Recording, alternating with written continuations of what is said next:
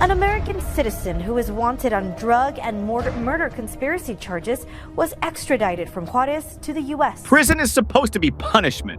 Cramped cells, bad food, no freedom. But while regular inmates suffer in overcrowded, filthy conditions, some of the world's most powerful drug lords live like kings behind bars. They turn prison cells into luxury suites with air conditioning, designer furniture, and personal staff. How is this possible? Through massive corruption and billions in drug money. Here's the shocking truth about how drug lords buy their way to prison paradise while justice crumbles around them. Point 1. The shocking reality of two different worlds. Ecuador roiled by violence as gangs and terror groups stir up chaos nationwide. And tonight, CNN has a rare inside look at the country's prisons, including the lavish accommodations for the country's most notorious gang leaders. Let me paint you a picture of what prison really looks like for most people. When you walk into a typical prison cell, you're hit with the smell first. A mix of unwashed bodies, cheap disinfectant, and desperation. The cell itself is maybe 6 by 8 feet if you're lucky. That's smaller than most people's bathrooms, and you're sharing it with 2, 3, sometimes even 4 other people. There's a metal bunk bed bolted to the wall with thin mattresses that have seen better decades. The toilet sits right there in the corner. No privacy, no dignity. It's often broken, clogged, or just plain disgusting. The sink gives you cold water on good days, nothing on bad ones. You get one small window, usually with bars so thick you can barely see outside. Food comes 3 times a day, and I use the term food loosely. We're talking about watery soup that tastes like dirty water, bread that's gone stale, and meat that you can't identify and probably don't want to. Inmates fight over extra portions not because they're greedy, but because they're genuinely hungry. The portions are small, the nutrition is poor, and eating becomes about survival, not satisfaction.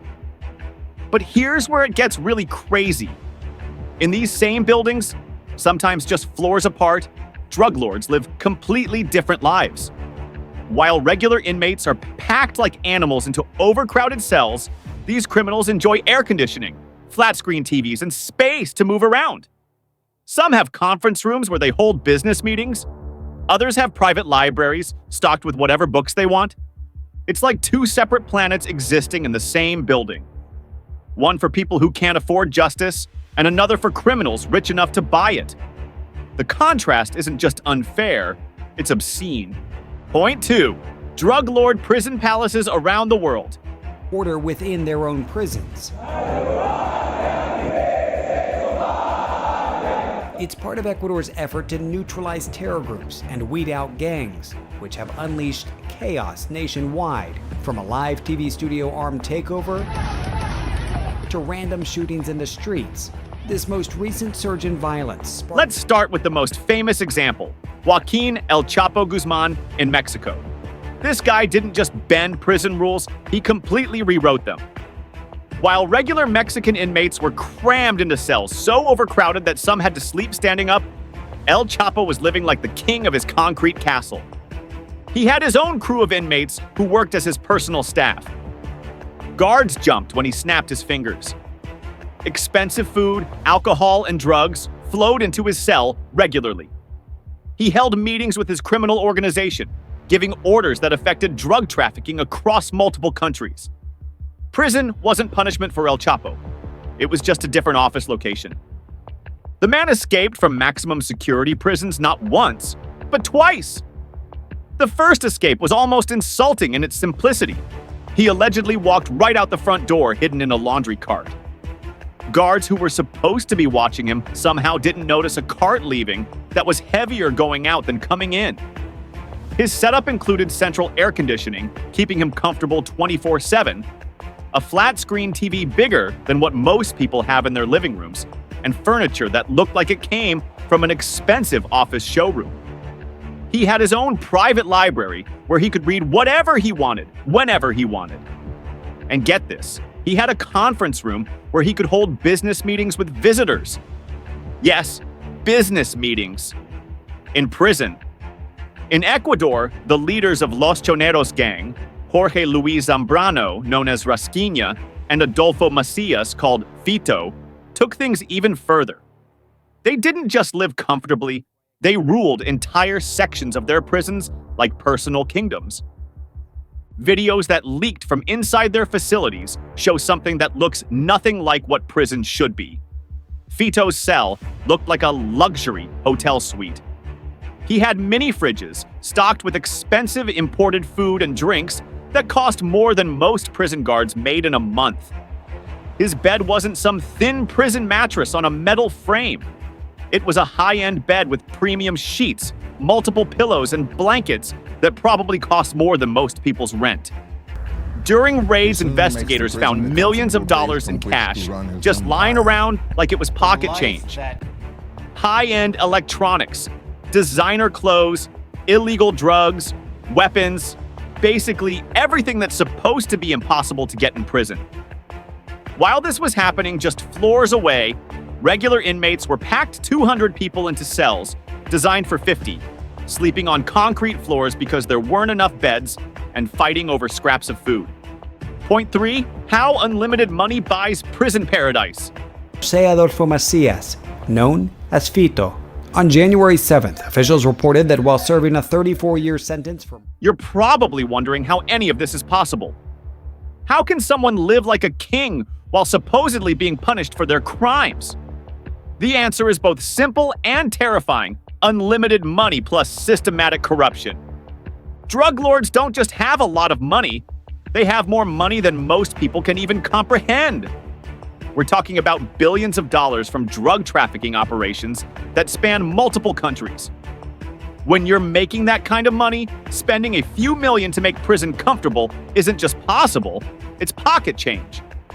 A prison guard making $500 a month to support his family suddenly gets offered $10,000 just to look the other way when certain deliveries arrive.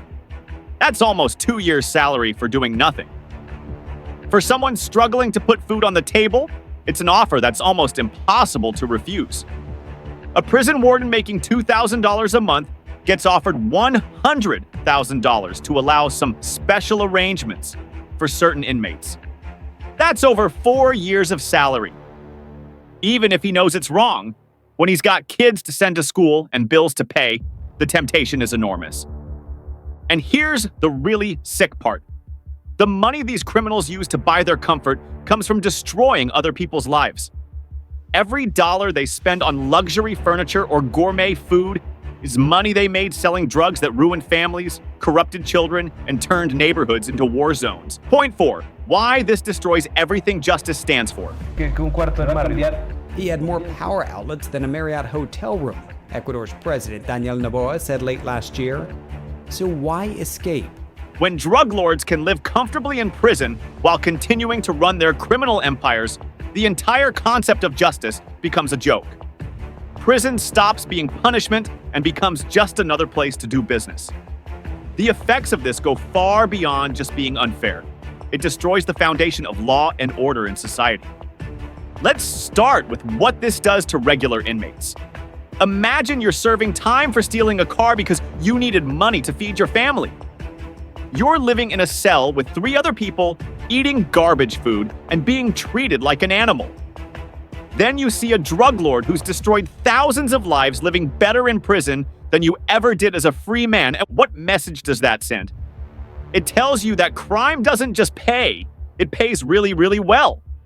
It tells you that the worse your crimes, the better your life becomes. Why would anyone try to reform or rehabilitate when being a successful criminal leads to a better life than being an honest citizen? This doesn't just affect inmates, it affects their families and communities too. When people see that the worst criminals live in luxury while their honest neighbors struggle to make ends meet, it destroys faith in the system. Why work hard and follow the law when breaking it can lead to a life of comfort? But the real tragedy goes deeper than just individual cases. Think about the families of victims, the parents whose children died from overdoses, the communities destroyed by drug violence, the honest businesses bankrupted by criminal competition. These people watch the criminals who destroyed their lives living like kings while they struggle with loss and trauma. The bigger picture is even more frightening. Prison is supposed to be the great equalizer in our justice system. Rich or poor, powerful or weak, when you break the law, you're supposed to face the same consequences. That's what separates civilized society from chaos, the idea that laws apply to everyone equally. The worst part? Every day these criminals live in luxury is another day that victims' families are denied real justice, another day that communities suffer under criminal control, and another day that our entire legal system loses more credibility with the people it's supposed to protect.